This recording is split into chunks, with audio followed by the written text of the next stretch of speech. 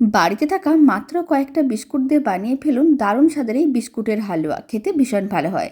নমস্কার, আমি রুমি। আপনাদের সবাইকে আবারও একটা দারুণ স্বাদের রেসিপিতে স্বাগত।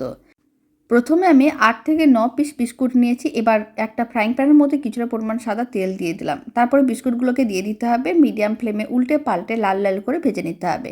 ভেজে নেওয়ার পরে তুলে নিতে হবে। এদিকে আরেকটা কড়াইয়ের মধ্যে কিছুটা পরিমাণ ঘি নিয়ে নিলাম। তার মধ্যে কাজু কিশমিশ দিয়ে হালকা লাল করে ভেজে নিয়েছি। এবার আমি দিয়ে দিলাম 1 কাপ জল আর হাফ কাপ দুধ আর কিছুটা পরিমাণ চিনি। খুব ভালো করে মিশিয়ে নিয়েছিলাম। আর এদিকে বিস্কুটগুলো ঠান্ডা করে নেওয়ার পরে হাতে এইভাবে একটু গুঁড়ো করে নিয়েছিলাম।